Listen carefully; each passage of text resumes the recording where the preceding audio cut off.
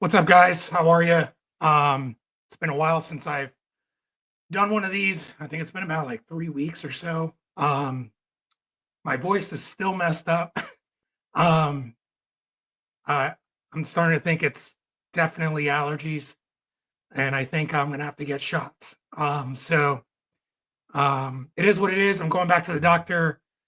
I think Monday. This is my fourth or fifth time going back to the doctor. And they've tried to rule out everything from viral infection, bronchitis, and we've tried all different types of things. And I think the last thing is allergy shots. Um, so yeah, hopefully I don't sound completely like crap, but I didn't want to continue not having a show. And then next week is PRI. If anybody is going to PRI, please let me know. Would love to say hi, meet up with you, or whatever. Um, and we might be doing a show from PRI. Alyssa, who's usually my co-host, couldn't be here tonight because she's getting ready for PRI. Um, so, um, yeah, basically, we were talking about doing something at the show live. Um, we're still working out the details, but we'll let you guys know what we come up with. Um, hey, Alan, what's going on? How are you? I'm going to bring my guest on. But before I do, remember, guys, 660 marketing right now is the time to secure your sponsorships for next season. So if you don't know where to start, um, don't know where to begin with sponsorships, hit me up directly. I provide free consultations, doesn't cost you anything. We can talk for a half hour, an hour, however long you need, and I can try to steer you in the right direction. We end up working together, that's great. If we don't, that's fine too. But we do everything marketing wise from A to Z, whether that's graphic design, web design, SEO, social media management. We do sponsorship hunting, um, everything marketing wise for your race team or race organization. So hit me up if you want a free consultation, and I'll give you some tips, some free tips. And if it works out for you, then great. Um, I'm always willing to give back to the community, racing community. Um, but again, thanks for tuning in, guys. Uh, Nick, no, I'm not sick. It's an allergy thing. Uh, yeah, my niece punched me in the throat. It's an allergy thing, and it's been happening for 3 months now, so it sucks. But without further ado, what's going on, Ricky? How are you? Hey, what's going on? How are you? You still sound like shit. Yeah, man, it sucks. And like some days are better than others, that's for sure. But like during the day in the morning, I sound fine. And then as the day goes on, it gets worse and worse. And like, What are the allergies coming from? Like I know for me during the day, when I'm out at work, I'm out in the field most of the time. I'm a manager, but I'm out in the field a lot of the times, and my eyes are perfect. I feel great. I don't have any problems. yeah, I come home to my two little fur mongoloids, right? That my son had to have a cat and a dog, and I think I'm allergic, so my eyes start to bother me. My voice gets a little crackly, so I know that mine's definitely the allergies from the animals that my son had to have. I So, think I think mine's from animals as well. you want a Frenchie and a cat? I already have three dogs and a cat. Mm. Yeah, I I think told my my body son. I think my body was like, F you, like, what are you doing? I told my son we had, my older kids, we had animals when they were younger. And I told my little one, I said, look, no animals. I'm too OCD. My house is too clean. And now I have a cat and a dog. What are So you sipping on? this is Crown Blackberry with Sprite and some lime juice. It's amazing. It's actually kind of deadly. So, I want to show you something. mm, there you go. Yeah, look, it's over there on my shelf.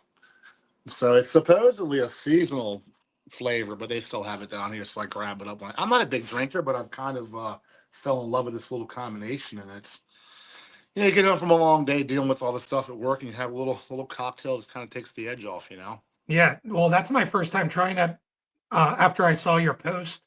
Yeah. Um, What do you think? so oh, yeah, it's really good. It's kind of deadly, isn't it? Yeah, it's like it goes down like almost like a like a different flavored Sprite or something, you know? Yeah, yeah. It doesn't. Yeah, You don't taste that hard alcohol. You don't get that kind of that kick, but it's just so smooth. And I my body's very weird. I don't do a lot. I don't do a lot. I don't do drugs, smoke, anything like that. So my body reacts funny to different things. No headache, no hangover. No, I'm not promoting drinking, but it's just it's a very good cocktail to say the least. hey, drinking is good as long as you don't overdo it. Like, Oh no, I'll have maybe one, maybe two, and that's it. And it's yeah, maybe once or twice a week. So yeah. I usually have like one a night. yeah, well, you know what? I probably need at least one a night. Building this new car and dealing with all the stuff going on with life, it does definitely take the edge off. Man, you have no idea. You have no idea Well, the hell I'm going through with this new car.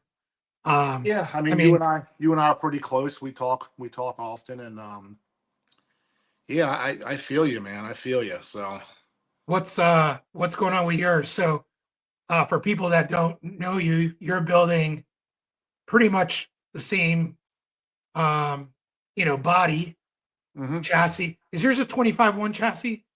yeah, I don't know if it's 25 one or three. I got to find out. Don't I sound kind of ignorant right now, but I believe I'll find out. It's probably a 25-1.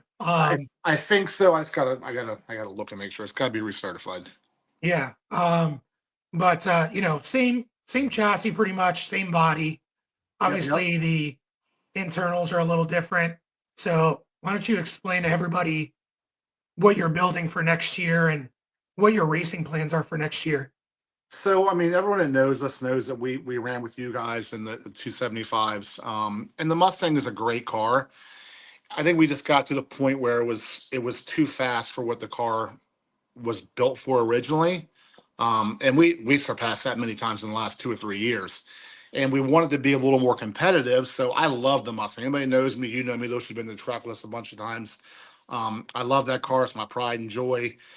It's just not quite the car that we need to be competitive and go run some of the 484 of our small block boosts, the Yeah. Carolina no time stuff.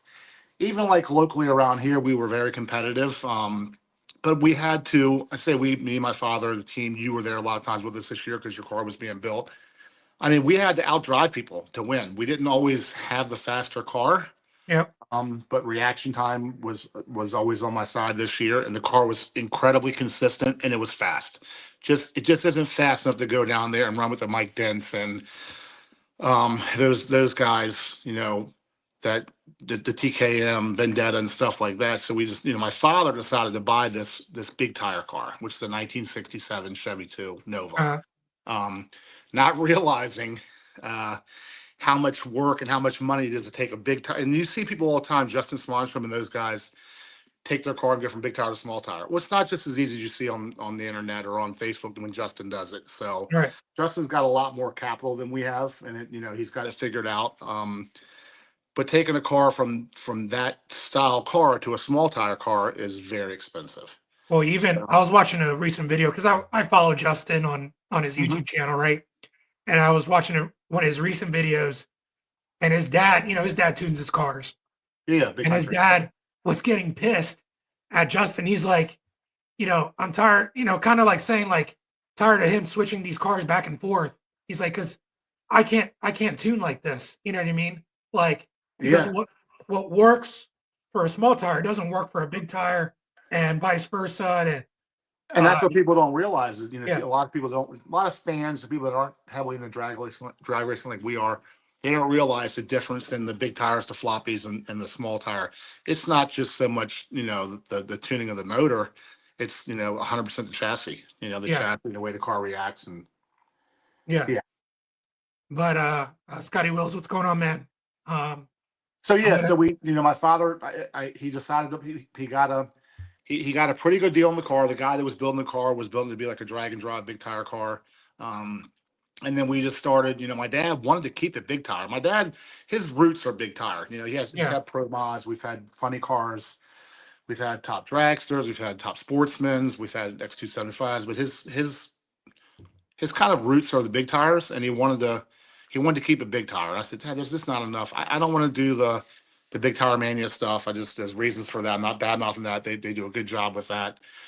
I'm a small tire guy, right? Just Yeah. like you are, Hart and Jared and everybody else that's in our in our realm of people that run this series. So we dug into it, man. We started realizing how hard it is. I mean, just trying to find it's got a it's got a rear that's built for big tires. So we had to find someone to make special custom wheels for small tires, changing shocks, changing four links, changing bars. It just we spent so much money just in the rear end suspension of that car alone to switch it over. Yeah.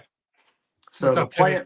plan is, to compete with some of the faster guys, the Patriot and the Panda and those guys like that, the Luis Martinez with the new car and some of those guys, are we going to be the fastest? No. Are we going to have the best stuff? No.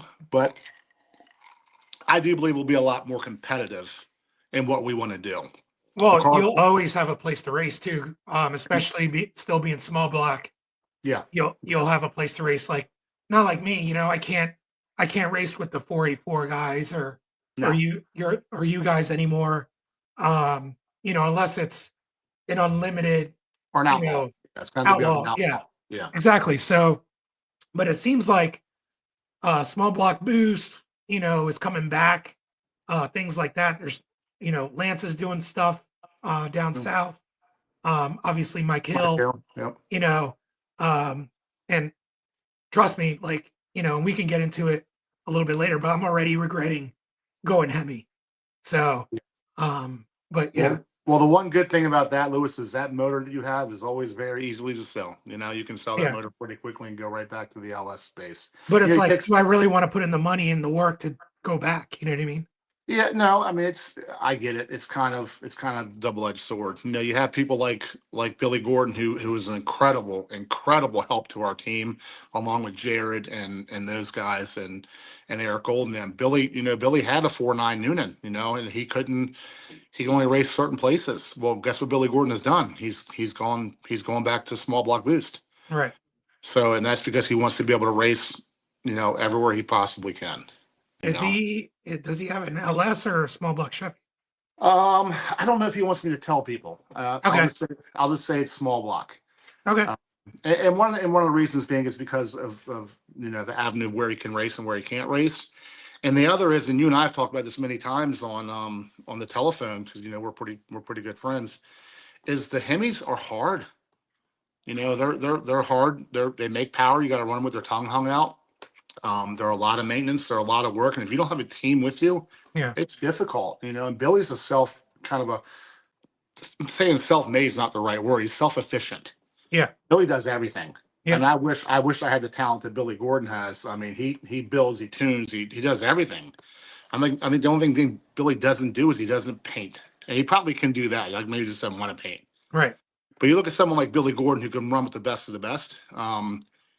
And he does it all himself, which is another subject you and I should probably get into is, shops and monopolization and stuff like that. I mean, I don't have the talent that Billy has to do all that stuff. I wish I did. So we have to outsource a lot of what we do. Do we do a lot of the physical work, like pulling the motor out and pulling the trans out and put the yeah, we do all that, but we're not fabricators. I mean, we dig fucking ditches and put pipe in the ground and build bridges. Right. So we have to rely on other people to help us build this new car, and it's been a fun road. It's been a I fun road. sense some sarcasm. Well, yeah, a little bit. I mean, we've had if people know us at all and follow us at all, we had a pretty competitive car last year. We bought the motor out of your car, and the original motor that we bought from you was really, we call it the peanut, right? Because Yeah. it's a small little motor. It's a hydraulic roller, and I tell everybody all the time, like, this is my favorite motor we've ever had. Out of all the shit that the Wilson boys have had, by far my favorite motor. Now we had some issues Not the motor's fault. So I'm going to be very clear and very transparent when I talk about this. And if you don't mind, I'm going to go ahead and talk a little bit about it. Yeah, go ahead. We had some issues throughout last year, and it started with our bigger motor. We had a 480 cubic inch LS that made tons of power and great combination. We blew that thing in half. We had a shitty block in it. It was an RHS block. Blew it in half. I mean, literally made it look like Pac-Man. So we were in trouble. I had a race coming up. Hmm. You had an opportunity to grab something that you really wanted, which was the Hemi. Right. And you called me and said, "Hey, I know the predicament you're in. I'll sell you my motor." I was like, "Fuck yeah!" So we bought it, and the motor was great. But we abused the motor because we had some electrical issues that kept having the car lose sync. And if anybody knows anything about racing or motors or combinations, when you lose sync in a car, it is violent. And we lost sync in that car, crank signal and sync in it. Eric will tell you, I don't know, 10, 11, 12, 14 times. When it does that, it just beats the piss out of it. Yeah. So we think we broke the crank because of that. Not the motor's fault, not the original builder's fault. So we broke the crank. We yanked it back out. We sent it back to the original builder out west, Midwest. Spent the money. He upgraded things supposedly. Put new pistons in it, new camshaft, new heads. Went through the whole motor. And this is a motor. Now, correct me if I'm wrong, Lewis. You didn't really have a lot of problems with. It was a pretty solid piece. Never had an issue with it. The only issue I ever had with it was um I stretched some valves once. And on one head, and that was most likely due to bad tuning. Who would and not from Eric, the guy I had tuning before Eric. Um, and stretched some valves and got the head sent out, got it redone at Slacco's. And when we got it back, it was fine. Yeah. So And but when we pulled this motor out, when we broke the crank, I mean, it was still running when the crank was broke. It actually broke the crank, and we got lucky. We made a pass, and I knew something was wrong, and I started up and drove it in the trailer. When we pulled the motor apart, it looked beautiful. I mean, besides it having a broken crank, which I think came from that shock of losing cam sync and crank signal, the motor looked great. So you and I talked, and I said, you know what, this guy built a badass motor. Well, let's send it back out to him. We right. sent it back out to him, the new motor, and thousands of dollars later, we were super excited about. We said, look, this car's gonna go even faster. We upgraded, put a better camshaft in it, bigger heads, did what we thought was correct based on what he was telling us to do. I didn't say, hey, you're on a budget of 15,000. Don't Right. spend any more. Let's cheap it. Tell me what we need to do. You know what we've been. You know how fast we've been. You know the mile an hour. We want to go fast. We need more horsepower. Do what you have to do. The car lasted 2.5 passes. Yeah, Two I and a was half there. passes. I was Yeah, there. you were there. You were there, and Yep. it 100% was not a tuning issue. The car was very very conservative. It did go fast. The first pass was this little 330 hit, and it was really fast. Second pass was a full pass. It was still very conservative, went fast, and the third pass the motor let loose. Yeah. So How many pounds of boost was it? It was like 35 or 40 pounds. yeah, it wasn't even right around 40 pounds, and Yeah. we've run 50, 52 in that motor Yep. before. Yep. So that was very disheartening. So basically, I just took all that money and just threw it down the drain. And when it did that, it destroyed everything. I mean, it destroyed everything. It sent metal through my turbo, sent metal through the intake. It destroyed everything. So that was a pretty big setback for us, money wise. At the time we were still building the Noonan for the new car. And, it's just, it's tough. You come to find out that builder, it was actually, it was 100% on him. He put a set of pistons in the car that couldn't handle the horsepower, and it pulled the wrist pin right out of the bottom of the piston. So, not sure what the engine builder was thinking or what was going on, but he cost us and our family a lot of money. And Didn't it's he? not just Didn't he admit the Pistons were bad, um or they were the wrong? Not bad, but the wrong ones. I in a roundabout way, yes, not in writing. It originally said, "Oh, I think we found the limit to the rods," which I'm like, no, it wasn't the rod. It pulled the wrist pin out of the piston. The Yeah. rods were 100% fine. So he made me an offer, tried to make it right. I didn't really want to send it back out there, for reasons Right. you can understand. Right. But yeah, so I basically I think I got the roll into the deal, and people say, oh well, it's racing, it's there's no guarantees on motors. Well, 2.5 passes, on something Yeah. that I had four other builders look at the pistons and go, hey man, and a very well-known builder who goes very fast, has won the World Cup, said, dude, I wouldn't put these pistons in a naturally aspirated motor making 1,000 horsepower. And you made a post about those pistons, I remember, Yeah, and almost everybody said the same thing. Oh, those pistons are good for, 1,000 horsepower or 1,200 horsepower or whatever. You know what I mean? It wasn't yeah. even close to 2,000. You know what I mean? So, it's like, I understand like racing is racing and like these companies, put a disclaimer. Oh, if you're going to race, it's your responsibility.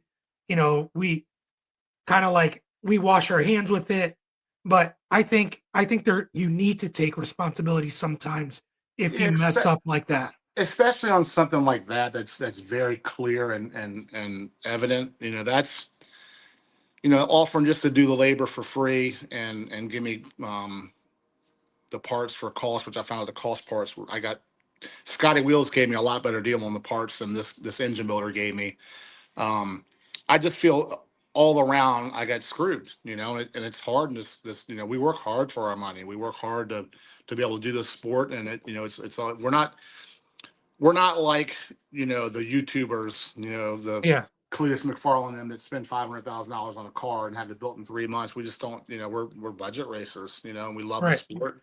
And this really hurts, So I think industry wide, there's something going on. I'm not really sure what it is. I think there's a lot of people getting screwed over. I think there's a lot of shortcuts. I don't know if it's because the economy's gotten so bad in the past we won't get into politics with the last, 4 to 8 years. I don't know what it is, but we've decided when we're building this new car that we're not putting all of our eggs in one basket, right? Like I said before, we rely heavily on like Jared's help and Billy Gordon's help, and when we're building this car, we're having 6 different shops help us build this car. And people say, why are you doing that?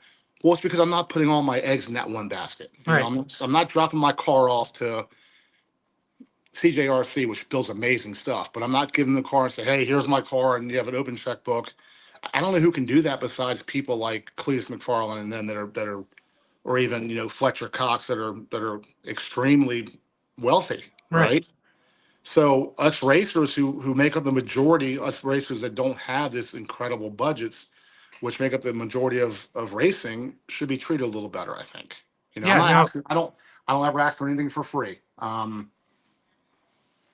We pay our way, and we just want good service for the things that we pay for too. You know what I mean? no, I agree. I think there's a Shut high up, Jared. level of You see Jared on here? Call me old.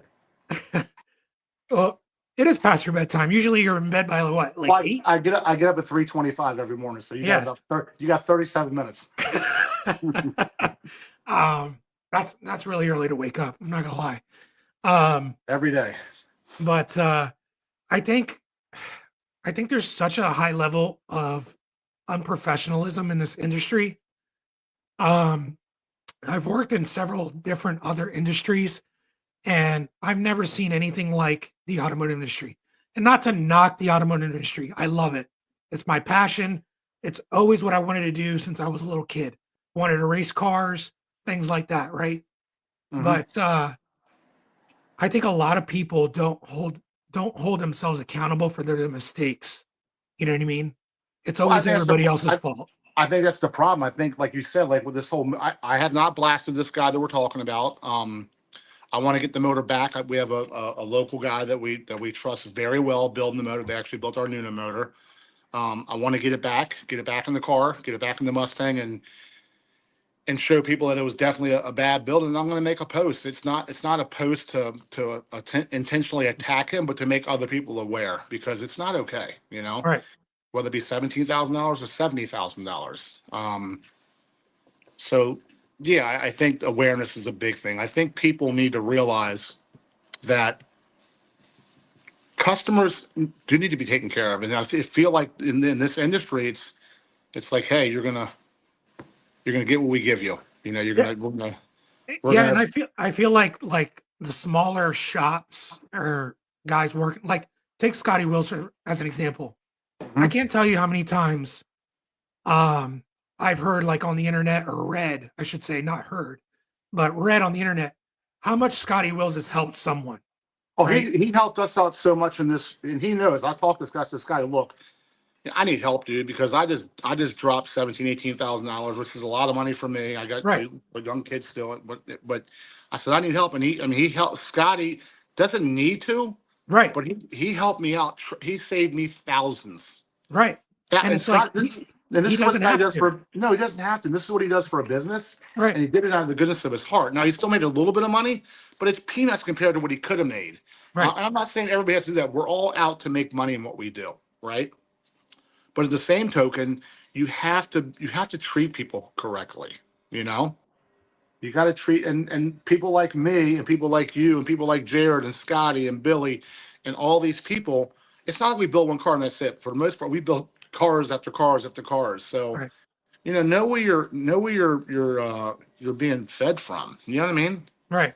No, yeah, it's crazy to me. Yeah, Jared's slow ass LS motor. he's a Ford guy. He diehard Ford. Ford You know, guy. I yeah. don't mind. I don't mind Fords. It's I like Hey, I listen, like, I'm not I gonna like it all. lie. I'm a Ford guy. My dad's a Chevrolet guy. When we put the LS in the Mustang originally, I was all butthurt. I wanted a Coyote, Oh, but okay. I've fallen in love with the LSs. I have. So it is Um, what it is. Jared won't be saying that when I'm fucking Magneto up this year. um,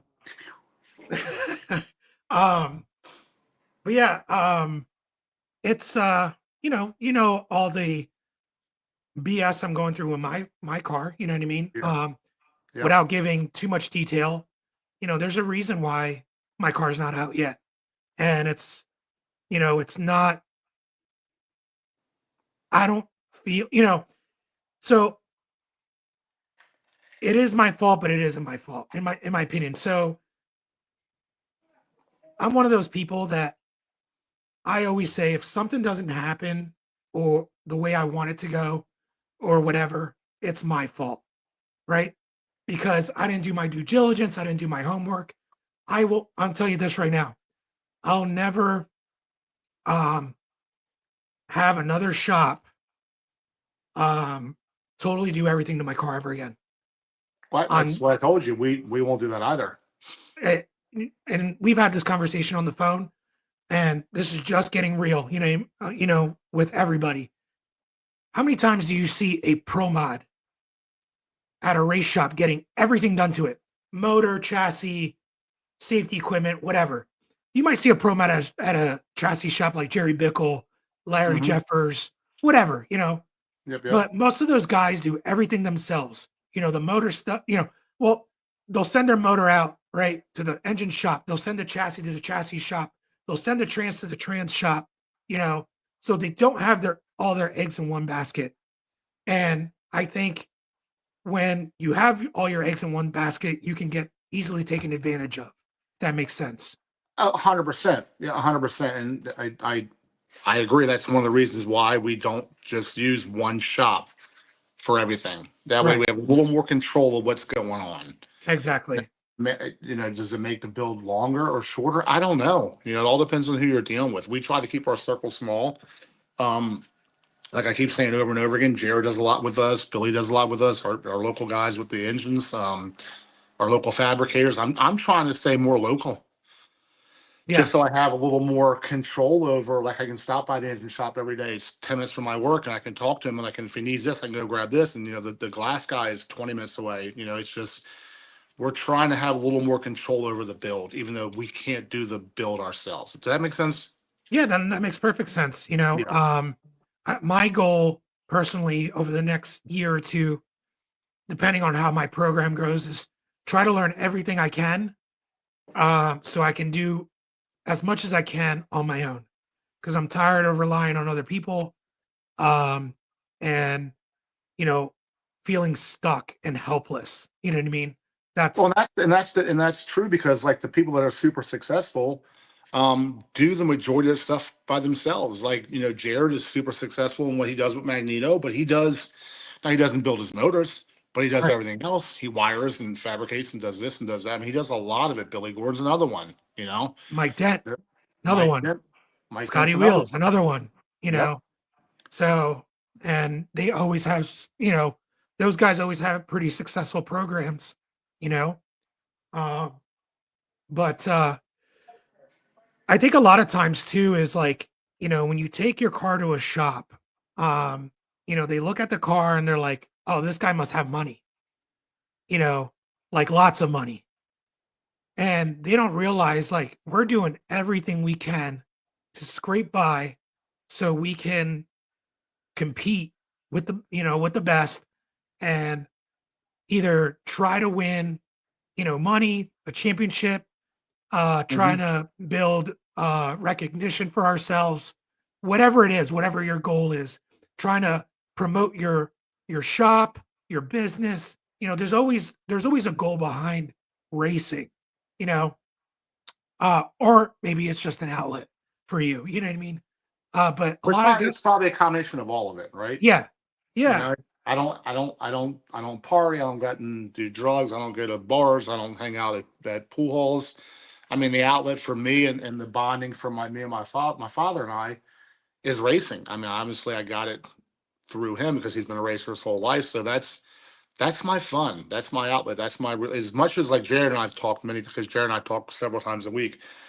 It's supposed to be fun, and even when we're yanking a transmission out and working on a broken shock or doing this, it's fun, right? And when you feel like you've put all this effort and all this money in to be screwed over, where's the fun?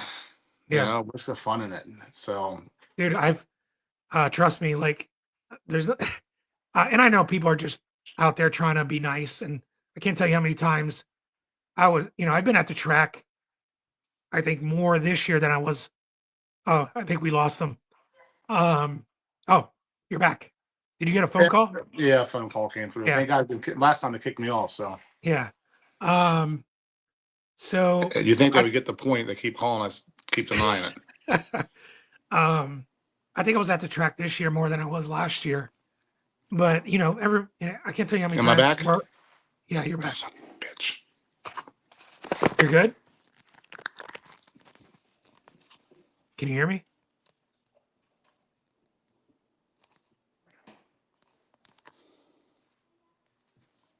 You, can you hear me?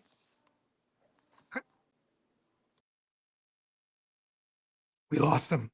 But anyway, what I was saying, can't tell you how many times, I was at the track this year and people were like, where's your car? And how's your car doing? Things like that. That eats me up because, it's not out, obviously. And makes me just want to sell it, to be honest, because I'm not having fun. You know what I mean? This is a stressful process, building a new car and things like that. But So guys, there's a lot more people on now than there was in the beginning. So if you're going to be at PRI, let me know. I'd love to say hello to you, meet up with you, talk for a few minutes. I know everybody has agendas at PRI, and they, have a schedule, but we'd love to meet up and say hello and stuff. Drop a comment if you're going to be there. You're back. Yeah, so if someone calls you and you send them straight to voicemail, maybe don't call again, right? So the second time booted me. I don't know why it does that. Yeah, I don't Um, know. so I had to leave and come back. I apologize. Um, but what were we talking about? I don't remember. Oh yeah, I was just basically talking about like my experience at the track and people asking me where Keep my car keep was. talking. I'm gonna fill back up. Keep talking. uh when is that, Lewis? Not sure what you're asking. Let me know.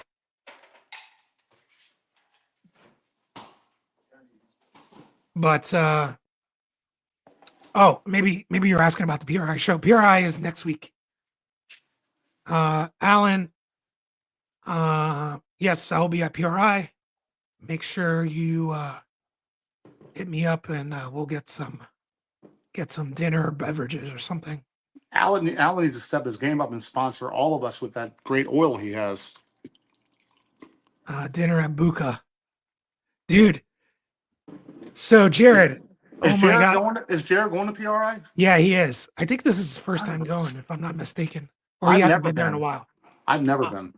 oh man, you gotta go. It's awesome. I'll go next Uh, year with you guys. um, I gotta tell you a story about Buca. So the last time I was at a Buca de Beppo, I was probably around 21, right? And we went to, it was like a bunch of us. It was like at least 15 of us. It was all guys and girls or whatever. It's this Well, girl's party. what is it? I mean, I know it's a restaurant, but what kind It's of an restaurant? Italian restaurant. Italian. Yeah. And it's a chain. But Never food is heard. pretty decent or whatever. And so we all ate there, and I can't remember what I had, but I had some kind of pasta. I don't remember. And of course, when we were 21, we went out to the club and we were drinking and dancing all night, right? I can imagine where this is going. Yeah, and I had some seafood pasta, right? Oh, come on, man. Yeah. And dude, I got so sick, right? So sick. So everybody parked at this girl's house that we were at or whatever.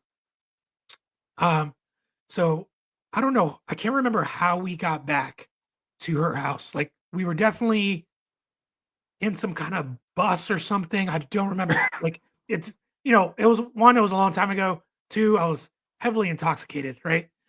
So here I am, uh, outside this girl's house. I like get in my car, right? And I'm like so drunk, right? And I'm like sitting in my car outside her house. Everybody's gone. And I'm like contemplating on driving home. I'm like, this is not a good idea to drive home. Now I'm just sitting there, laying in the truck. And I was like, oh, I think I'm gonna be sick, right? So here I am throwing up in front of her house, right? Seafood Like pasta. seafood pasta throwing up everywhere, like throwing up, throwing up. So I call a buddy of mine and I'm like, dude, you gotta take me home. And this is like 3 o'clock in the morning or so, 4 o'clock in the morning. And he's like, he gets out of bed. He's like, oh, F you. I hate you so much. But he knows I'll do it for him, right? So he comes and picks me up, right? And he's driving me home. We get to the red light in front of a police station, right? And I'm like, dude, I think I'm gonna be sick. He's like, well, don't throw up here. Before he says don't throw up here, I open the door and throw up in front of the police station.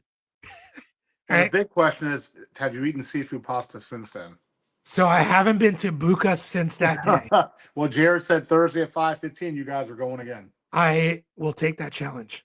Mm, I'll just make sure I'm sober. yeah. Yeah.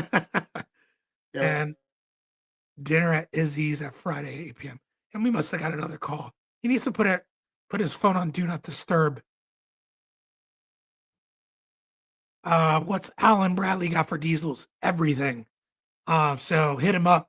He's got everything for diesels.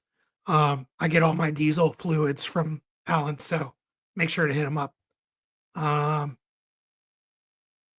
buy enough from Alan Bradley for him to sponsor you guys. Alan definitely helps me out. So is it the same caller? No, it's my little 10-year-old this time. Oh, okay. Is he like upstairs or something? No, he just got back from him and his mom went to Great Wolf Lodge for a few days, so I'm sure he's calling me to tell me all about it. But he's not one to call me back 10 times if I don't answer, he'll wait. Oh, okay. Gotcha. So let's talk about that shooting that happened. Do you know Yes. do you know the details of that? I don't. I only know what I heard, what Triggerman has said, and of course, the rumor mills and some of the backline chats. I don't know, so I don't want to misquote or misspeak. I do know it was over an argument about money, supposedly, from what I heard.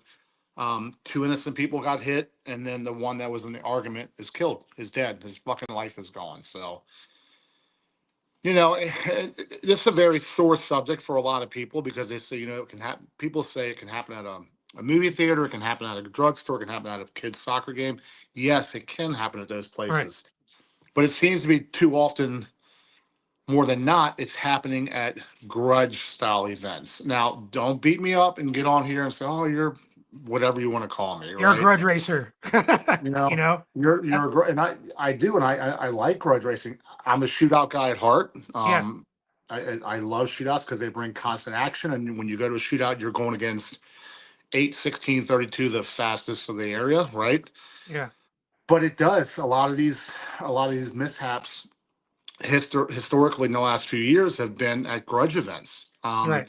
And I don't give a fuck if you're white, black, Hispanic, yellow. I don't care. Whatever color person it is, it's happening at these grudge events. And Dotson and I are buddies, and we talk on the back lines all the time. He's family. He's grudge family. He'll disagree with me to a certain point, but it's true. Yeah. It's fucking grudge events. Well, people are always like, "Oh, it happens in NASCAR. It happens in Formula No, One. it doesn't. It I happens, mean, happens in circle track," but they're not shooting each other. There's a no, they difference might take between they might take a fucking crescent wrench and smack them upside the head or something. And that's probably extreme, right? They no. might It's throw mostly fist punches. fights. It's mostly It's fist fist fights. fights, throwing Yeah. old fucking Pat's Blue Ribbon beer on old good boy. Yeah. But it's they're not shooting motherfuckers. Sorry for my Right. language. They're not stabbing people. Um, and I hate to see it happen. When I heard, I said, "Son of a bitch, is this another black eye for the grudge world?" Because we do enjoy grudge racing. Am I a grudge racer at heart? No, but you know me, I'll grudge race people. Do I do it for this big huge money? No. But that's the problem. I think a lot of people are doing it for these. I can't read all the comments. I think a lot of people are making these big. Nowadays, it's not a badass race unless they're running for $30,000, which is stupid. If you, Lewis, not speaking times, let's say your car goes out there, it's a 370 car, and mine's a 380, 370 car, and it's two badass cars going at it. Who gives a fuck if it's for 5,000 or 50,000? The Right. problem in the last couple of years is money's made this shit so bad, right? Yeah. Money, people like, and I'll use Mike Dent as an example. Mike Dent has plenty of money. Could he run for $20,000 in grudge race? 100 million%. But Mike will tell you firsthand, it doesn't make me faster than fucking Joe Blow because I ran him for 20 grand. If I ran him for 2,500, Right. And I'll anything run can for happen. He can red anything. light, or his opponent can red light, and then Yeah, what? exactly. And like Mike will tell you, Mike is a businessman, owns several businesses and does very well. He's just not willing to put out $25,000 a race just to lose it on a chance, right? It doesn't. Yeah. My whole point is it doesn't make you the better driver. It doesn't make you the faster car. It doesn't make you the baddest of the baddest. But people like Fletcher Cox, who has tons and tons of money, run fucking Justin for $100,000 each. Yeah. It's killing the grudge world. I don't give Yeah. a fuck what anybody says. It's killing the grudge world. Social media helps kill the grudge world, the grudge racing, and then on top of that is not being. And the point I'm getting at is people can't afford to lose what they're fucking betting. Right. The most that we've ran for our family was 5 or 6,000 on each on one side, and we lost. Now it was a couple of us went in for that 5 or 6,000. The most I'll ever do, and I lost to Brendan Mills, is 2,500. That's my limit. Lewis, you want to grudge race me? We'll do 2,500 max. I'm not doing any more than that. Does that make you better to me because you can race me for 10,000? Right. Fuck me. Right. So I think that's the problem. Is people they don't leave their emotions at home. They can't they can't decipher between talking shit and emotions, and then they get in their feelings. And then people nowadays, it's not like when I was growing up where you throw the fist up and you fight and it is what it is. And Now, those are the same people. So what pisses me off, those are the same people that complain, "Oh, this track doesn't support grudge racing," or "This track doesn't well, support no time why racing." would they? They just lost someone's E- life at their event. Exactly. Or a week ago there was a stabbing at this track or whatever. Like, no wonder track doesn't want to support no time or grudge racing. It's like no track owner wants that liability at their track. Well, look what happened with VMP. Yeah. Gone. There's no more grudge racing there. And Right. that's a very nice facility that could hold very successful events. I mean, think about this, like, and I'll talk just personally for me. I have 4 children and my youngest is 10. I go to the racetrack and race somebody and I lose my life before for a fucking race. And then my 10-year-old is, he's got no father. Right. My family has no brother, no. It's a very sore subject for me. Again, it like you said, it can happen anywhere. Yes, It I can get happen it. anywhere, yes. It can happen But anywhere. But how many times every season are we hearing about some kind of extreme violence at a grudge event. It doesn't A doesn't lot. happen at a bracket race event. It doesn't happen at No. a, even like a class like the World Series of Pro Mod or Oh Snowbird no. Nationals. It doesn't happen there. PDRA, even PDRA. it's not happening like that. It's It's not not happening. happen. Yeah. Are there fights? Are there arguments? Of course. But Yeah.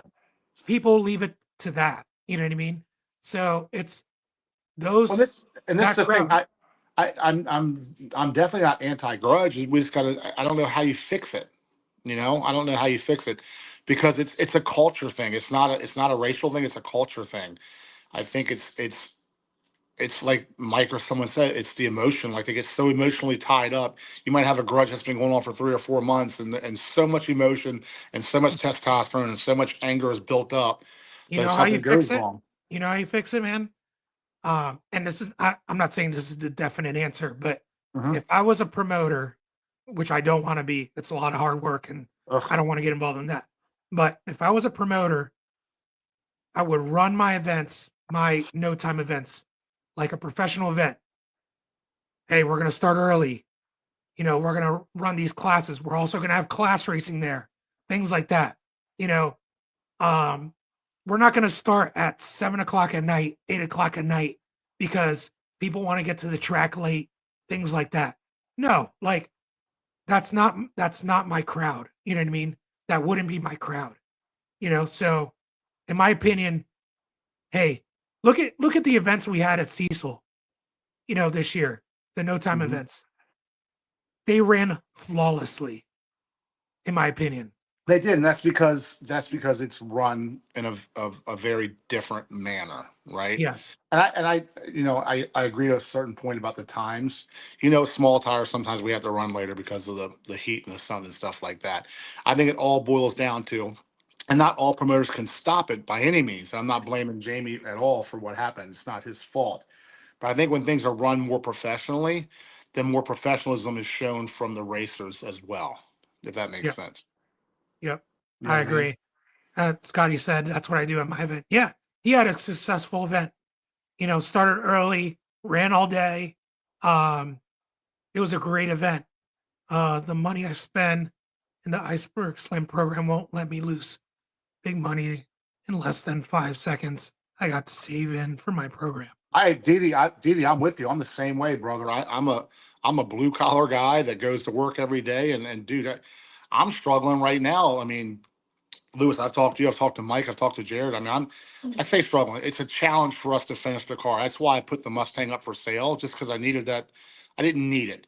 It would have helped to have that extra capital instead of having two cars just to help get the car finished because we are budget racers. Right. So it's just, Didi, I'm with you, buddy. It's I can't afford to lose that kind of money either.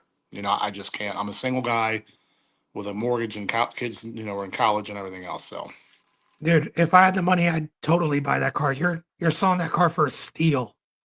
well, my father called me last night because we're partners on everything, and he said, "Yeah, take the post down." He said, "We're not selling." I said, "Well, it would really help our pockets a lot right now if we got rid Yeah. of it." Nah, the car. We finally got the car figured out, and we're not getting rid of it. I don't want to. Dude, So Pops is so funny. Like behind the scenes, he's your biggest cheerleader. He's all about let's do this, let's do that. But sometimes when you guys are at the track and you're struggling, he's like, I'm done. I'm done. He'll go sit in a chair, get mad, Yeah. shake his head at me. We'll Yeah. argue and fight. I'll get mad and drop the hood and fucking scratch it and all kinds of other shit. So Yeah. no, he. This is it is 1,000,000% his passion to a T. It has been since I've been a baby and before I was even born. So he does get frustrated, and we struggled a lot with that car for the last couple of years. Um, if it wasn't for people in our life like Jared, I keep saying it over again, like Jared, like Billy Gordon, like Eric, we wouldn't be where we're at now, and we'd still be struggling. So it takes a village to help people. I And agree. Pops was scary. He's like, I know you're talking all this shit and you're promoting the car and it's what you do. It's kind of your thing, and the car is going to be beautiful, but it's going to take a while to get the car to work. I said, no, it's not. The car's going to work. Yeah. Oh, you ever hear my dad? Okay, okay. I said, Dad, we've learned. We've had all these people help us. We've learned with the Mustang. Now we got a better car, a longer, longer wheelbase car, a lot better components, like all the stuff that we learned on the Mustang has already been applied to Yeah. the Nova. We're gonna go out. Are we gonna go real fast right away? No, but I guarantee in a couple outings the car is it's gonna work. Yeah, and So if let's just say, I don't know who's going to continue to tune for you, if Eric's going to continue to tune or not, but let's say he is, um, 100% Eric and Jared. Um, um, they already those have two. data from my car. Yeah. You know what I mean? So Yep. Yep. they're going to know where to put the shocks. And every car is different, right? Yeah, it But is. Every car is different, but we have Adam from PRS that is amazing. right, That's I feel is the best shocks in the industry. I have Jared. I have Eric, who's tuned Nucky for what 2 years now. yep, We've had Don help us a little bit here and there. We'd like to have Don come down and help us lay out the car some, but Don's so busy right now. It's hard to get him. He's got a lot of stuff going on, trying to finish your car and whatever else. I believe when you put the right people in place and you learn from other mistakes, that the car it's gonna work. And like we said, our car is a lot like your car. Double frame rail, same wheelbase, pretty much same combination. A little better LS, well, a lot better LS motor yeah. than what we originally had. I shouldn't say a lot better, just the capability is going to be a lot better. But everything else, weight bias and stuff like that is going to be pretty close. So the car's going to work. I'm What's the pretty, limit on that motor, boost wise? uh, a lot, Okay. a lot. Yeah, a lot. I think we'll find the limit of the turbo before we find the limit of the block and stuff. So it's a Noonan block and it's built pretty stout. Jared's, I'm going to go 489. If I'm lucky, I'll go 489. That's 2/10 faster than I've been right now. But no, I mean, in all seriousness, and I hate to keep saying it over and over again, you got to have good people in your program. And the people that I'm sure Billy and Jared get tired of. I call them constantly. Hey, what about this? What about this? What about this? And they've never once been like, okay. They're always like, hey, man, what can I do? All right, let me see. Send me a picture. Do this, do that. So we couldn't do it without people, without the help of people. Especially people that know what they're doing and have been fast. Right. I saw Double O Shit Show. Mm-hmm. I saw a post from them today. It said, there's two things guaranteed in drag racing. This shit's fucking expensive. Two, I don't know what the fuck I'm doing. There you go. You just summed up my whole race program. I'll Yeah. tell you what, people like Jared, because we all have different personalities. Didi said takes a village. Absolutely, Didi, 100%. Coleman says it's still an L. Hell yeah, Coleman's still an LS. Yep. Coleman is another one he can do a lot of the stuff himself. You see his Yep. car he's building? Yeah, that Camaro's sick. Wow. With Yeah. the vinyl top and stuff. That thing is Beautiful. wicked, beautiful car. I love this Vega. And him and I talk shit just because that's just what I do to help promote the races and stuff. But man, his new car, whoa, Yeah. that thing is bad. Yeah. And that's the thing right now. Like the Camaros are the hot thing right now. Like, oh God, another fucking Camaro, 67, 68, 69 Camaro. But man, Coleman's is real, that color and the vinyl top, and it's a beautiful car. I've always wanted a Camaro. It's definitely so. If I ever build a badass car like Nucky again afterwards, it's either going to be a Camaro or it's going to be a Mustang Fastback. Do you want to know what my favorite car out right now is? What's It's that? the TKM Galaxy. Really? Have you seen that car? Yeah, that thing is such a boat, though. That thing is bad. Is wicked. My dream car, my dream 275 car is like a 62 Falcon. Oh wow. That's what I would love to have, a 62 Falcon slammed on the ground, real long wing off the back. Yeah, I mean. So my dad has a 65 Comet. They're bad too. Yeah, and it's back halved and everything. It's the car I started racing in when I was 16. And he still has it. Oh wow. Yeah.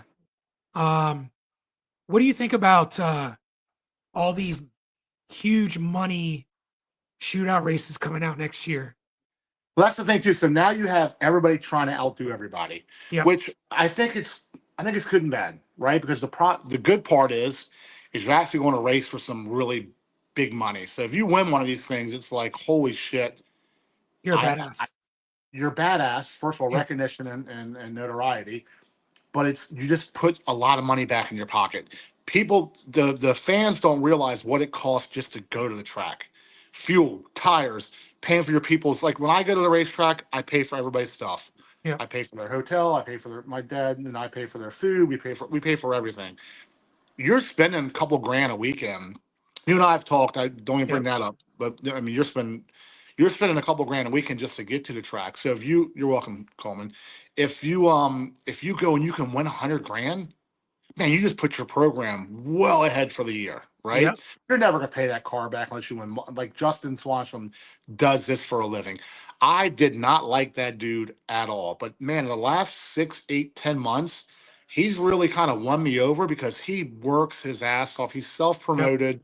He he's awesome, right? He's living the dream of what he wants to do in life, and that's racing, building a brand, and fucking winning, right? Right. So he's making money at it. We're not making money at it, but if we can get to something to get back to your original question, if you could hit one or two or three of these events, these big events that Big Jake puts on, Mike Hill's putting on, what's his name, Peso Yep.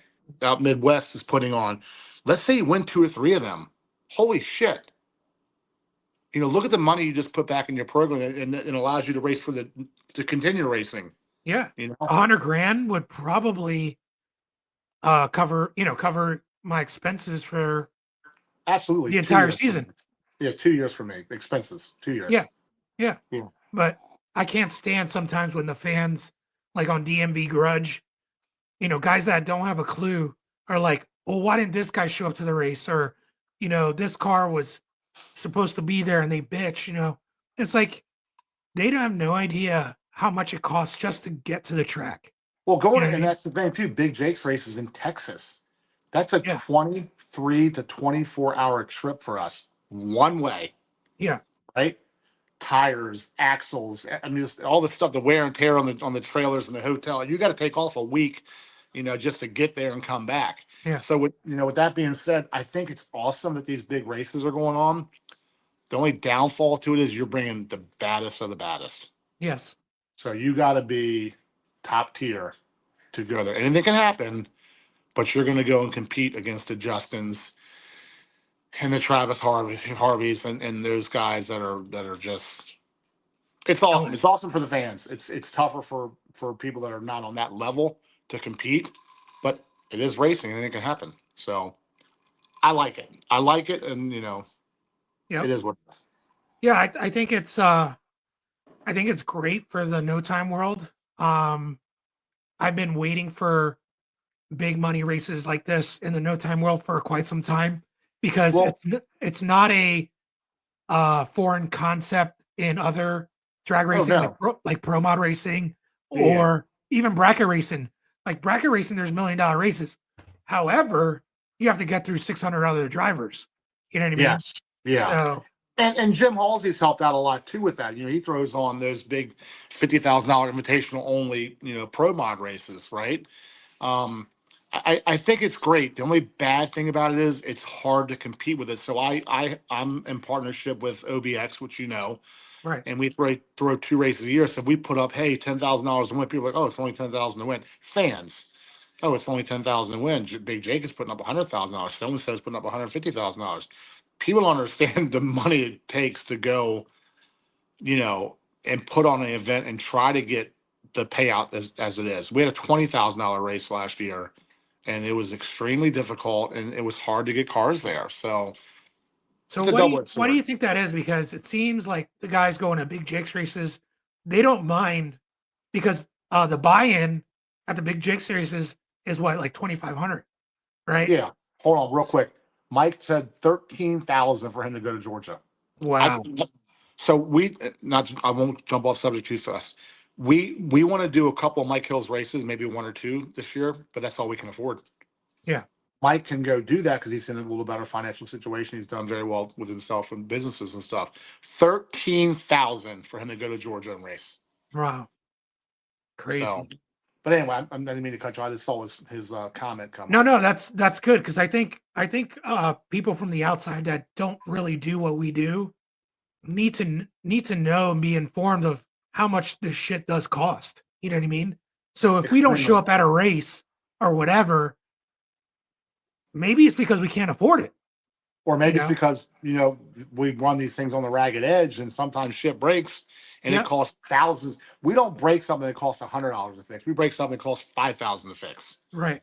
We the last 2 years, man, we've done some crazy shit, made some races, and it costs us a lot of money buying motors and putting in different trim. It's tough. I'm not complaining. It's just it is what it is. Yeah. Well, why wasn't Lewis there? Well, you don't realize he torched a fucking head. That head alone was 5 grand or 6,000 or 8,000, and Right. not counting all the other expenses that go along with it. Right. So, Yeah. and the Again, fan, listen, without the fans, there's no sport. yeah. So I The love fans are the definitely fans. needed. But I think Mhm. sometimes they don't understand what goes on. 15K to go to Florida with an average car last year. Wow. Yeah, it's just that's crazy. I mean, that's why you asked in the beginning of the show, like what our plans are this year. So my plans with my dad. My dad's getting older. He'll probably outlive me.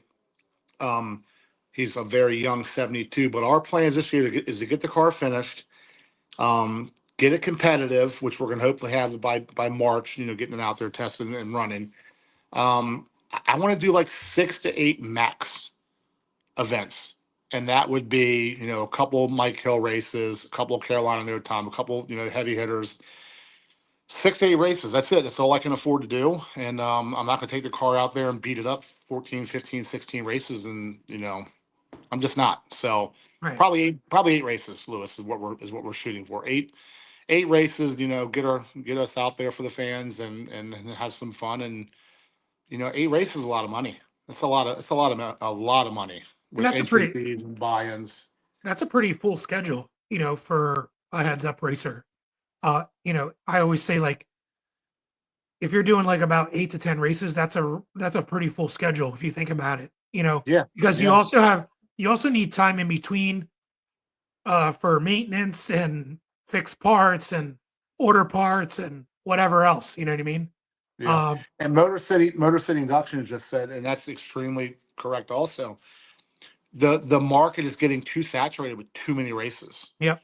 Everybody's a promoter, and there's races on top of races, and it's there's so much more hype when you have a once a year Bridge Awards, a once a year Big Jakes, a once a year, and this was a time event, but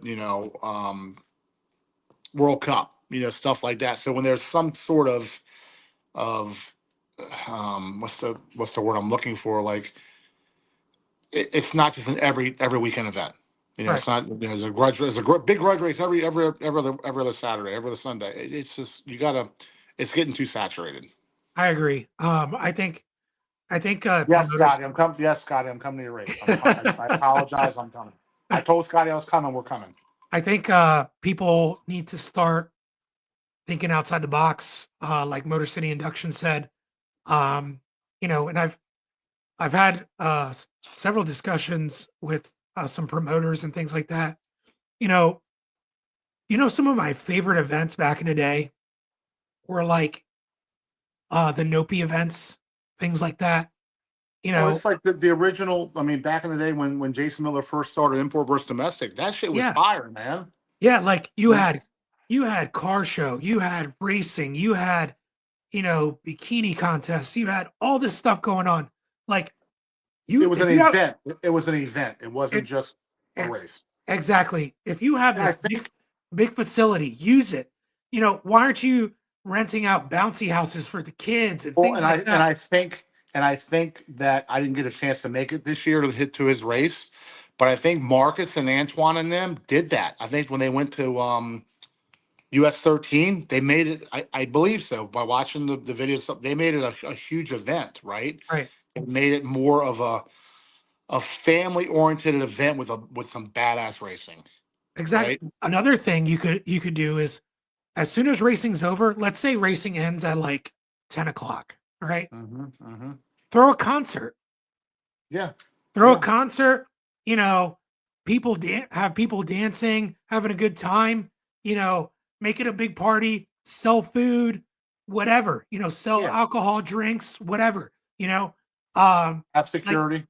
yeah, obviously have security, right? But make it an event, you know, not just Right. cars going down the Right. track, because Right. a lot of times there's a lull in racing because, you know, this car broke down or the track is getting prepped. And it's like you're sitting Well, around bored. look at World Cup this year, right? And I'm not bad mouthing Jason's event. He's done an incredible job over the last 20 some years. But look at the event this year. There were so many oil downs and so many broken cars back to back to back to back to back. You got to have something to fill that void, Yep. right? Mike then said strippers. I don't know what I'll strip. strippers are, Mike. I'm a man I'll of strip God. for you. I'll strip. I'll strip for you, Mike. I'm a man But of no, you're Jesus. absolutely right. I mean, I even thought, I'd sit back and my brain's always going like, it'd be nice to see some of these big events and have Ford get involved or Chevy get involved. Give away a fucking Raptor. You know what I Yep. mean? Give away a fucking badass Mustang. Trust me, you promote it, and I'm probably letting the cat out of the bag. These guys are gonna jump on my idea, right? But you give away, a fucking bass boat or something. Make it grow the fucking sport. Yes, the money's incredibly awesome, right? But make it different. You know, Yes. give away a fucking a Chevy Tahoe whatever, Right. whatever. Get Get other people. sponsors involved.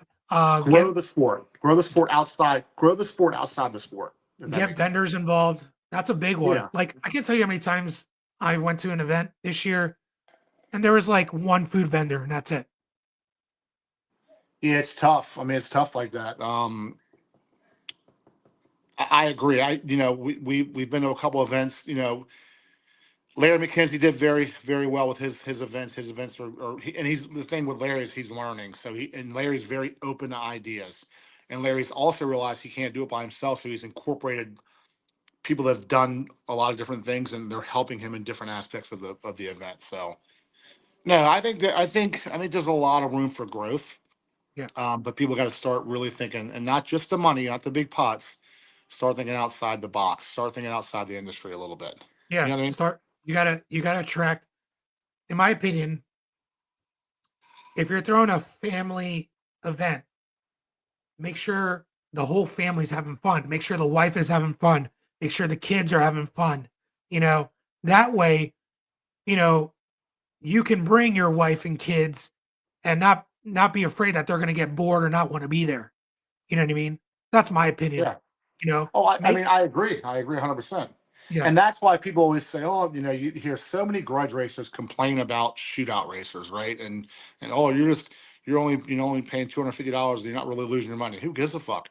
If it wasn't for shootouts, grudge events would not be successful. no, You have these badass.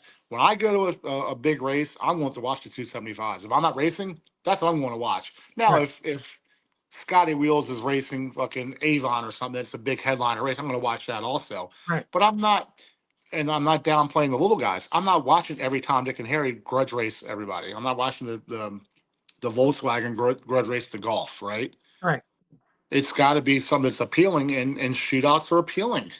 yeah, You have a 275 event. You're watching the fastest 275 cars around in that shootout. So I don't know why it's so hard for the shootout guys and the grudge guys to just play nice together. I don't get it, but whatever. I think it's a lot. It has to do a lot with jealousy. You know, I things think like so. that. I think so. And Scotty said have a vendors row. Absolutely. That makes it more appealing for a lot of people. The vendors get charged too much. They should almost be paying nothing, so they bring the I, crowd. I I would agree. agree. I agree. I agree 100%. They Yeah, try to charge these food trucks and stuff ungodly amount to come in. They don't make any fucking money. So no, they yeah, should their fee should be very minimal. I agree with Mike 100%. Like a tire guy or yeah. a guy selling nitrous. I mean, what's the hurting to have them there? It's not hurting. You pay them and make them pay like a regular entry fee or something, that a tech card. I If don't, they're gonna I think bring if they're you're gonna going to bring more partner with people. another business like a vendor, you shouldn't charge them. They're again, Mike is right. They're bringing in people. They're bringing in their own fans. So let's say like you have an event and Scotty Wheels is going to set up a tent on his shop. Yeah. Scotty's going to promote that, to his fans, which in Well, turn is going to well, bring more people to the track. well, think about this. They have swap meets, just swap meets alone at racetracks. Why? Because people want to come there and buy shit. It's the same concept. Yep. Have that same concept at a fucking event. Yep. Have 10 or 15. Let's be serious. Besides Bridge Wars, which was extremely successful, not this the time that we were all there, right? Yeah. So there was space that was limited. But even then, you got vendors row at Budds Creek. You could have 10 or 15 vendors there. It wouldn't cost you nothing to have them there, and they would bring people in. I would agree. Yeah. You know? No. So we have events at my business all the time. Not all the time, but several times a year. We never charge for a vendor, ever, and it's usually free to the community. Whatever. I know it's different than racing, right? I get it, but Same concept though. same concept. We don't charge vendors to come to the events. Like, we Yeah. want to partner with other businesses. You know what I mean? Like, I'm not going to try to make money off another small business. You know what I mean? In Yeah. that way, if that makes sense. Yeah, it's like Scott, especially if they're a sponsor, they should definitely get in for free. If Mickey Thompson's Yeah. throwing some money as a sponsor, then yeah, 100%. Let them come in and let's be for real. All racers need tires, so Yep. I don't know. Bobby Ballard was something my buddy. He said greed takes away a lot of. Yeah, you're right. Greed does 100%. Greed kills the sport. Listen, I want all promoters. I've promoted myself.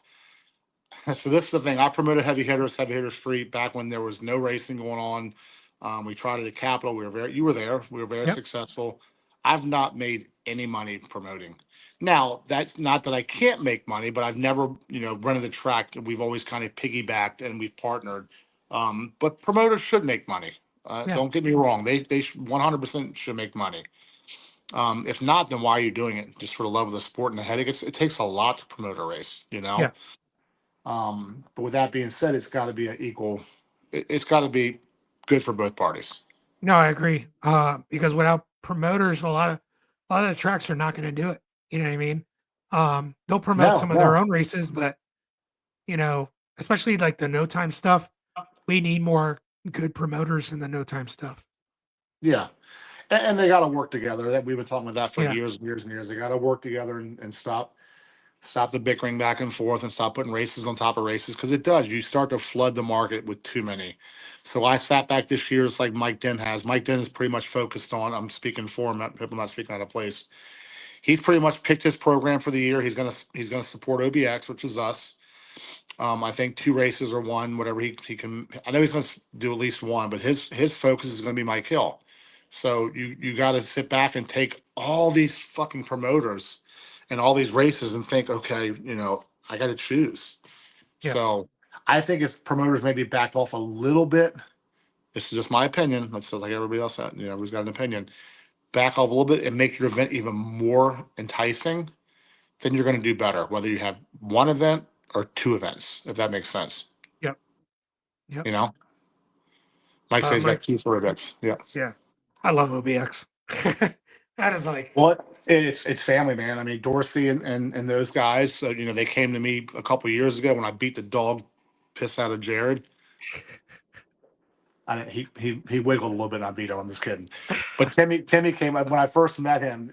Timmy came up. He was all mad because we beat him, and I loved him. He's my brother. He said, "You want to run it back? You want to?" And we broke some. I'm like, "Nah, I don't want to run it back." He wiggled a little bit, and we beat him. But we met them there, and they are some of the best people in drag racing. And it's not just because I'm so close to them. I'm close to them for a reason because they're good fucking people. But anyone who's never been to OBX, you've been there many times. It's just such a family oriented. You Yep. feel very welcome. Yep. There's never been any arguments that since we've had our races there in a couple of years. no drama, nothing. No drama, no fighting, no arguing, no this, no that. They treat you well. Dorsey goes above and beyond for the racers. The track has turned around. Dorsey's put money into it. We've been fast. Mike Dent has been very fast there, 60 foot, and set the track record, I believe. Still, if you haven't been to OBX, you need to go. And it's Alan. You definitely need to go. It's a great little I don't want to call it a backyard track, but that's what it is, Yeah, it's a right? backyard track. Yeah, It's because a I it's a remember the back. first time going there. When I pulled in, I was like, "What the We hell did is too. this?" We said, where the hell, where the Yeah, hell are we? because And it's then like out of nowhere. You turn right. You're on this road. Turn right, and like the track is off a main road. And then you like drive a mile to get down through there, and it's just yeah, like once you're there, it just feels almost like a vacation kind of feel, right? yeah, Like when you get to the beach and it's like just a weight off your shoulders. It's not like some of these other places. And MIR is an amazing facility, but we're spoiled because it's such a great facility. yeah, But yeah. yeah, I mean we're definitely doing OBX. It's both races there, and if you've never been, I've said it already. You got to go. You got anybody Mike that's on here. Mike said it's crazy how that backwoods track works. Yeah, it's Oh yeah, yeah. Mike, like I said, Mike's been crazy 60 foot there yeah with that, with with the Admiral, not even with NFW. I mean, he I've been with him down there and watched him and saw the numbers. Like, holy shit. and it's even better now Um, since they redid it. yeah, it's even better now. They struggle sometimes with the weather down there because it's so close to the ocean and the way Yeah, things work. But when the track's working, it's working. yep. And yeah, I'm excited. We can't wait till May. Man, Alan, for September. sure, OBX needs that Schaefer's Oil partnership. You need honestly, Alan. You need to reach out to Dorsey if you Yeah. if you need his number. Send me a DM, and I'll put you in touch with Dorsey. Such a great family, such a It'd great be track, it would such be a great. great if Dorsey carried like lubricants at the track. Yeah, yeah, and Dorsey, he's in it for the long haul. He's a fairly new owner, Yeah. but he's got a heart of gold. I haven't talked to him in about a month. That reminds me, I got to call him. But dates for OBX, yeah, it's May 2nd and 3rd, and oh man, don't make me. I've been drinking, so don't make me lie to you. May 2nd and 3rd in September. I don't know. I posted the flyer a few times, Jonathan. I'll post it again. But no, he's in it for a long haul, and he's definitely he's put the 20,000, and it didn't matter because he still put the same pot up when he didn't have the car count that we were hoping to have. So what does that tell you? I mean, he pretty much came out of his pocket and Yep. still put the car count money up. I mean, the payout money up without having the car count. So Yeah. Same thing with so we competed in the bracket race last time, mhm. this last race or whatever, and they didn't get the car count that they were hoping for. And Dorsey literally reached in his pocket because it was supposed to come out of the racers, right? But Dorsey Mhm. reached in his pocket and paid us first and second place out of his own pocket, and that just shows you what kind of owner he is. I can tell you because I know firsthand because I'm involved with them. Dorsey has broken even almost every race and lost money on a couple of them because he is a great person and he loves the sport. Yep. Um, Timmy Roughhouse said I'm having a race this year. A different race besides the two OBX, Timmy. I didn't know about that. You have to send me a message. But no, Dorsey is a huge fan of the sport. He's I could him and Timmy. They're my brothers. They're just I love them to death. We talk quite often. Just when you meet good people and you have good people in your life, you kind of hold on to those good people. Yeah, And they're I agree. genuine. They're genuine, good-hearted people. Now Timmy gets on there, and Timmy's my brother. I'll back him with anybody. Um, Timmy likes to talk his trash, and Timmy gets hyped up, and it is what it is. But that's all of us. We have our egos, right? We all do that. But at the end of the day, Timmy's a good-hearted person, and him and Dorsey they're just phenomenal people. I always So say if you're in this no time world and you can't handle people talking a little bit of shit, you don't belong in this world. no, I mean I had to adapt quickly because we came from class racing, and I didn't like a lot of that stuff that was going on, and it took me a while to adapt to it and realize you got to have a little thicker skin and Yep. kind of let some of the stuff roll. Now there's a point to where it's disrespectful, or a point where it's just kind of talking trash, right? Yep. Which I can talk trash with the best of them. I agree. I agree. But yeah, Um, I mean, I don't know, we don't know when your car is going to be out this year, but I mean, the whole community is super excited. You yeah, know, me too, man. I said once I do that first burnout, I'm probably gonna do it all the way to the 330. And I just do a John Force burn on go all the way down through the quarter mile. Yeah. Just So come back to return road. I'm definitely gonna wear diapers. So till I get It's used to it. gonna be we talked about this many times. It's definitely gonna be a different kind of feeling, right? Yes. Because Um, those semis on those twins, whatever size you're putting on there is gonna be a little bit different than what you're used to. I adapt quickly though. Oh, I'm sure you will.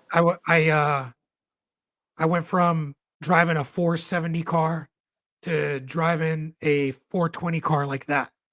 So, you know, and not that, Nucky, that's how Nucky started was immediately we took it out, first test session, not first run, but first test session, and made it into the 420s. Yeah. So, Well, and that's my before that, point. That's my point about building a new car. yeah, I'm not worried at all the car is going to work. yeah, You know, will it yeah, go 390 out the box? No, but it's going to go down the track. yeah, it will, No, yeah. it will. Um, but yeah, But guys, you're talking 14s. You know, with Nucky, which we don't talk times, but Nucky's whole combination has been changed. We can talk times. yeah, You're talking 14s to 370s. A yeah, it's little gonna bit be a of big difference. jump. It's gonna A be a little big bit of jump. difference. Yeah. Yeah, yeah. You Um, know, 180 mile an hour to 200 and some mile an hour, and the eighth is going to be a little bit of a where your depends. no, we're gonna take it slow. We're gonna, you Bullshit. know, Stop lying. You take it right. to We 60, we 330. Just listen. Go watch the video with the new motor. My dad says, I listen. I love my father. I respect him with with everything in the world. But I listen to what Eric tells me. Eric, what do you want me to do? Take it to the 330. Take it to its shift second gear, and then just let off, and we'll read the data. So the first hit, you were there. I take it out and wait for the car to shoot. You hear my dad in the video. Shh, let up, dumbass. What are you talking about? it felt good. I did what the tuner told me to do. Oh man, but no, it's been the most stressful thing in my entire life for the past year. I have lost sleep over it. I haven't slept well in over a year. Well, Um, I don't think it's because I think it's because of the situation that you're in, yes, right? It's definitely not because of the combination change, because that's easily you can adapt to that quickly and figure that out. I mean, after you let the button go, you're going to figure that out, right? I think it's because of the really bad situation that you're in right now, right? And you and I talk a couple times a week. Like I wouldn't want to be in that situation. I can't even imagine the amount of stress and loss of sleep and everything else that's going on with you. yeah. Melvin's like, keep drinking. Tell us some more times. That was old shit, Melvin. That's last year's Yeah, shit. that's old shit. Yeah, that was 2023. Yeah. I don't care. Anybody can ask me how fast Nucky went. I don't really care. I'll tell you. Um, you know, let's just say we had the hydraulic roller record, but we couldn't talk about it. Because out of respect for all the no time guys out there. But Yeah, but that's been a year and a half. yeah, it's You know that what I mean? that record has Yeah. been broken by I forget his name. Kenny Dangler. Yeah, Kenny so Dangler. Yep. And he shows time. So yeah, Kenny Dangler's been 390s in that hydraulic roller. yeah, Them little exactly, motors, them little you regretting that thing? Put a little hydraulic motor back in there. dude. Uh, I I just I just wish I would have just stuck to my guns and you know refreshed the motor or maybe got a slightly different LS and then went back out this year. That's what I wish I would have done. I mean, it's twofold. You're going to have a killer combination. It's going to be more work, a little more maintenance and stuff like that. I see it both ways, right? I don't want to. I don't want to be on that level because we've had a pro mod with a Brad Anderson, Hemi, and stuff like that, and I know how much work that goes into it. And we didn't have fun doing it. Not that you won't. We didn't because we weren't used to the Hemis. We weren't used to having a pro mod. We weren't used to all the all that entails being involved in running pro mods. So it wasn't a fun thing for us. So we sold it. We sold it and we went back to the small tire. And I have the most fun what we're doing right now. The pro mod was cool to be like part of the pro mod crowd. You come up there with this badass fucking 67 Camaro with this big huge blower sticking out in Brad Yeah. Anderson. It's fun, but it's only fun for those couple of seconds. And everything else beyond that is just, it's too much work, man. Yeah. Too much work. That's one thing I love about the small LS is it's like, especially mine, I didn't have to do valves, check valves, I didn't have to, I just put gas in it, or I should say alcohol, put alcohol in it, change plugs. That's it. All we did with the little 388 that we bought from you was we changed the oil every race because alcohol is so bad on oil. Yeah. And Jared teased me all the time. Jared's probably asleep now talking shit about me. It's 8:30, he's probably in bed now. Change plugs like twice a year with a turbo car, right? Yeah. We nut and bolted the car after every race, and that's it. There was no checking lash, there was no checking that, there's nothing. You check the car, make sure the plugs are good, make sure it has fuel, and keep the oil changed in it, and fire that bad little boy up and go be competitive. Yeah. I kind of, I'm going to see how, once the car is out, if let's say the year is very stressful, I'm telling you right now, I'm not going to keep that car. I'll go back to doing some a little slower, some more manageable, easier, because if I'm not having fun, I'm not going to continue to do it. Let's ask you a question. Did you have fun with Nucky? Yeah. A lot of fun. There you go. We'll see how this goes. Yep. The first season out with that, and then you have your answer, right? Yeah. Yeah. Well, that was a good conversation. I actually didn't have anything planned. Usually when I do these, I have like a list of questions and stuff. I didn't have anything planned. I knew this was going to be a great show because you and I can shoot the shit for a long time. Oh yeah, I would. Yeah, we do it all the time. Yeah. But again, guys, if you're going to be at PRI, let me know. We'll love to meet up, say hello, maybe have a beer with you. Also, no seafood pasta though. Just stay away from the seafood pasta. That's one of my favorites.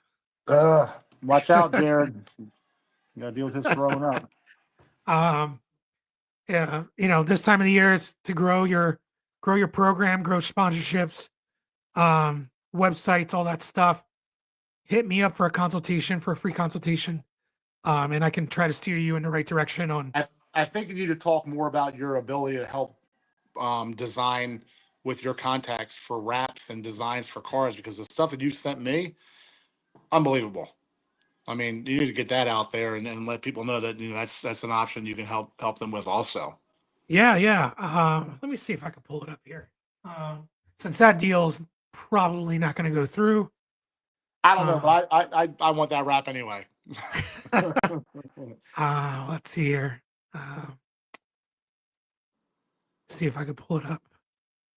I think Mike Dent needs to reach out to you and get a couple wraps done for his program. Wrap the Admiral and NFW kind of come up with a design for Mike Dent racing team. That'd be cool. Wrap them two cars the same. Yeah, that would be. Let Mike see that design that you had done up for the.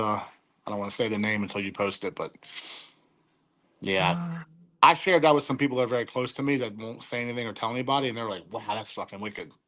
Let me see here. I don't know if I. Oh yeah, I did save it. Oh no, I didn't. Never mind. Hold on. I gotta pull it up here. Yeah, post that bad boy up if you can. Like I said, you need to get. Actually, no, I might have a different one here. I'm talking about the latest one you sent me. The original one was cool, but the latest one you sent me was really wicked. Tell me how badass that would be if Mike Dent pulled up to his Mike Hill races with both cars wrapped pretty much the same. Oh yeah, anytime you have like multiple badass cars wrapped the same, it definitely makes a huge statement. Well, that's the thing with like Kamikai and Sicario is the name of the Nova. They're both going to be painted the exact same color, with a lot of the exact same accents and stuff. So when we do get them to the track together, it's going to be pretty wicked looking to see them both side by side. Let's see. Here we go. All right. Hold on. I'm downloading it right now. I didn't have it saved to my desktop. I had it on my phone, but I remembered I'd sent it to a couple people.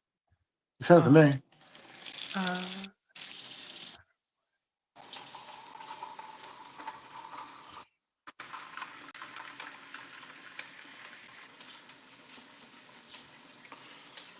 all right, here we go. Boom. There you go. Look at that wicked ass fucking car. You So, see that? Hopefully Mike Dent's still on there. Come up with a get that guy to get him to design a Mike Dent Racing logo and wrap both of his cars. Man, that would boom. be. I know that's your favorite. The other one's my favorite, but they're both wicked looking. I mean, just imagine the Wilsons Nova and your Nova both wrapped one each. You know, at the racetrack. Hey, Wow. I told him that he liked the idea. But yeah, tag Nitro Fish, tag Kyle Koretzy, tell him you want to see both Novas in Nitro Fish gear. Oh Unfortunately, yeah. the deal isn't going to go through most likely this year. Who knows? Maybe the following year. So that's why I'm sharing it now. But this was a deal I was working on. But tag them, let them know you want to see both my Nova and Ricky's Nova in the Nitro Fish wrap in 2025. Maybe he'll change his mind. Yeah, I'm definitely going to post that up tomorrow. I'll tag him. But these are the types of things I can do for your car and your brand. Oh. What happened there? You drinking too much? I'm drinking too much. Too much Blackberry Crown. Oh man. But yeah, I mean that's just something. I mean that's another avenue that you have to help promote people, and that those wraps are a huge deal. They're very popular right now, and it pretty much just makes your car shine. Yeah, I agree. Lewis, you'll be all right. God is good. Car will be out soon. Don't let it stress you. Yeah, God is good. I definitely have become closer to the Lord this year. That's for sure. Yep. But it's been stressful. Let's just say that. There's a light in the tunnel. You've got a plan, and Alan is badass. Now, Alan, imagine having that logo of yours on the back there, nice and pretty in that wrap, and that's what it's all about, man. You see that? Let me tell you something. I go to the racetrack and I see that car, that Nova, sitting in the pits like that. It's grabbing my attention. I'm gonna Exactly. go up and look Imagine at if you it. saw two Yeah, like I'm that. gonna buy the hoodie. I'm gonna buy the hat. I'm gonna buy the T-shirt. 100,000,000%. And Yeah. I'm a racer. You know what I mean? So 100%. Alan, you need to put a bug in your marketing director's ear. Maybe we can get two Chevy 2 Novas with the Schaefer's oil wrap on it. Yep. I even did one for Schaefer's oil once too. Oh, did you? Then send it to me. Let me check it out. Let me see. And Alan's a huge Nova guy. He loves Novas. Yeah. He needs to convince his marketing director to spend a little money. Exactly. It takes a lot of money to do this. So let me see here. Yes, it does. Let me see if I could find that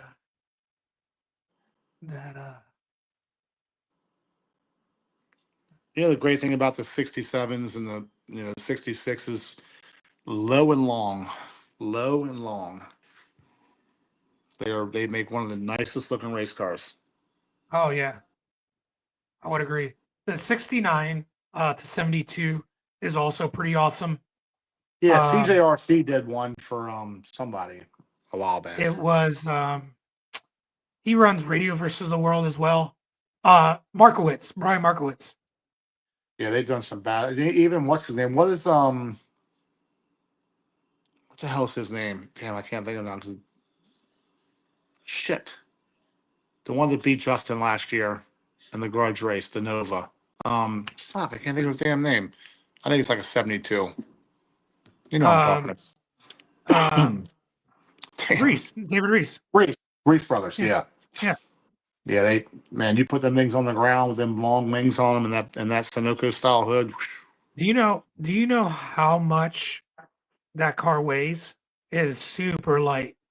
I mean, rumors are like around 2050 with driver, but that's just rumors. I don't I know. think it's True. around 22. If I'm not mistaken. That's Black Friday weight. Really? Oh yeah, Black Friday is light, and you got a little tiny Pat driving it. Wow. That's an NRC car. That's a very nice car. Black Friday does extremely well for what combination they have.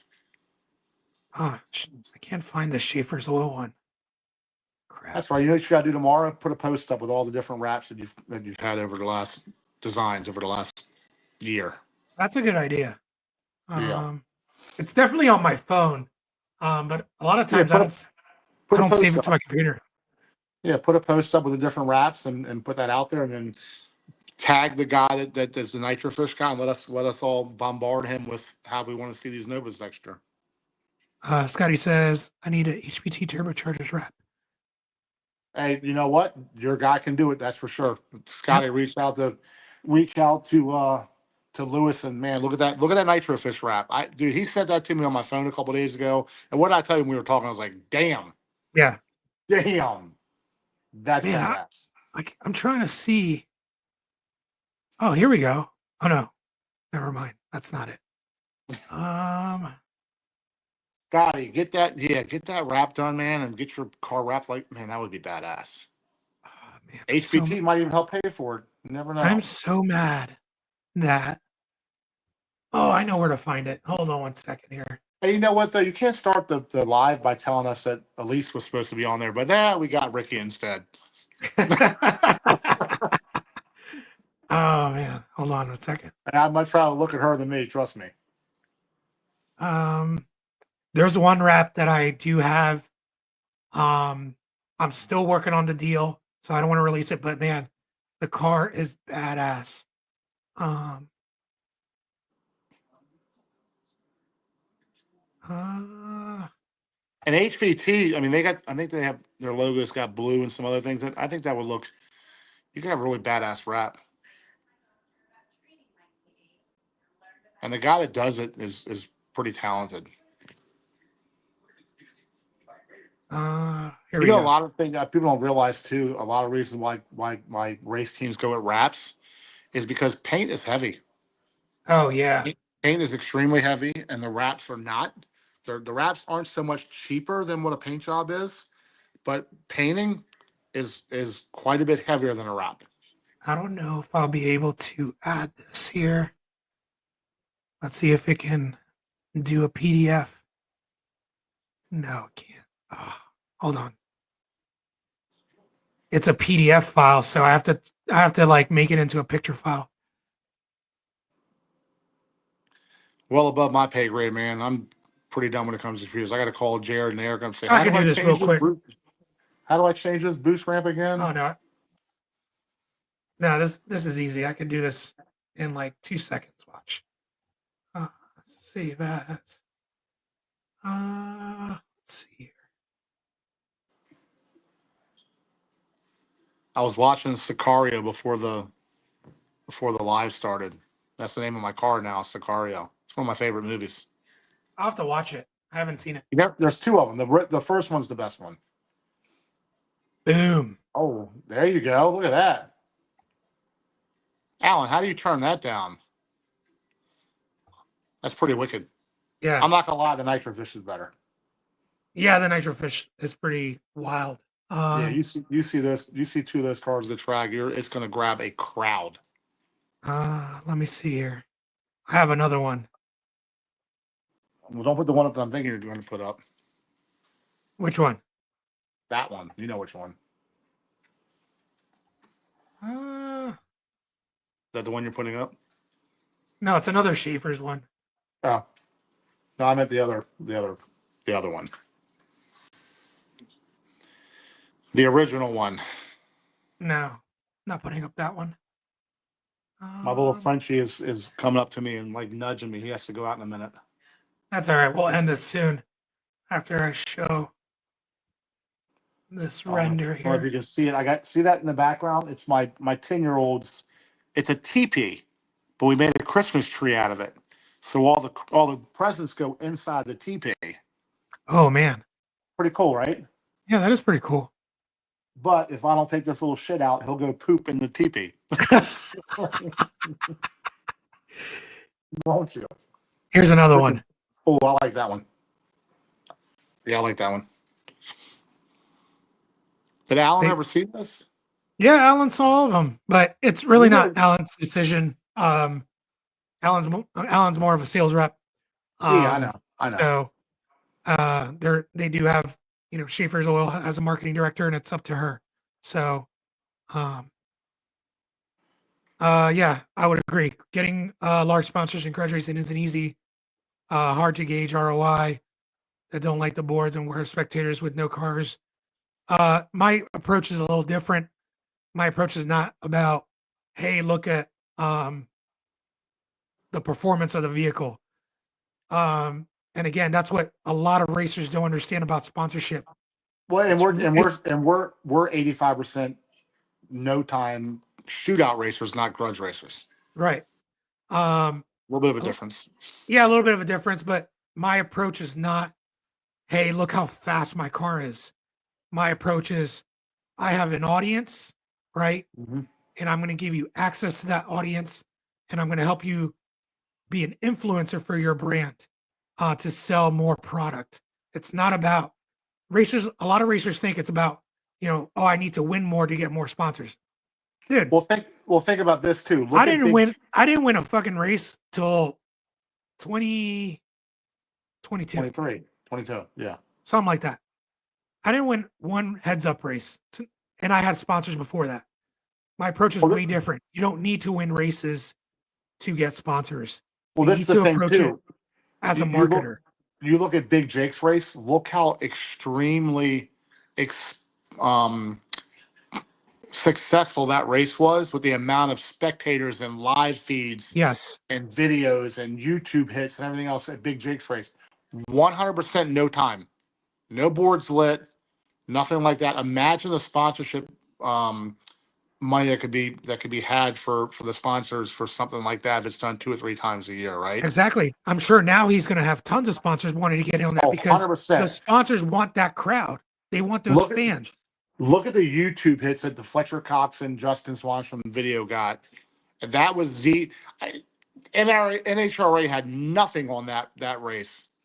You know, Well, what I mean, if it wasn't for TV for an HRA, so no one goes to those races. Did you see Toyota's pulling out an NHRA? Yeah, yeah. That's millions and millions of sponsorship dollars gone. And listen, I don't want to see any racing whatever die at all. I don't want to see any series is what the world's looking for. Right. I don't want to see any, and especially NHRA, which is one of the leaders in racing. But you got to evolve with the times, right? You got to change the times. And Big Jake, he's going to have tons of people knocking on his door.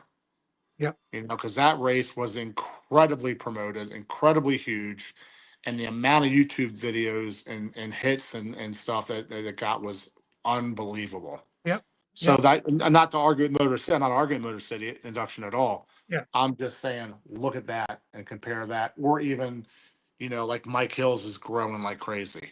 Yes. So there is a market for no time racing. People they know fast when they see fast. You don't have to like the board to see it. Yep. I agree. But Louis, yeah, I man, gotta take this little dog out. no problem, man. This was a great show. I didn't think we were going to talk for almost 2 hours, but it was a great conversation. I should have been in bed like an hour and a half ago. Thank you so much for coming on. Yep, of course. And I'm sure we'll talk on the phone tomorrow. Absolutely. I'll talk to you later. See ya. All right. Sayonara, guys. Thank you so much for joining us. And again, we'll probably be doing a show at PRI. Me and Alyssa are still trying to work out the details. So just be on the lookout for that. So for those of you that are not going to PRI, I think we're going to try to give you a live perspective of like what's out there and things like that. So Again, thank you again for joining me tonight, and we'll see you later.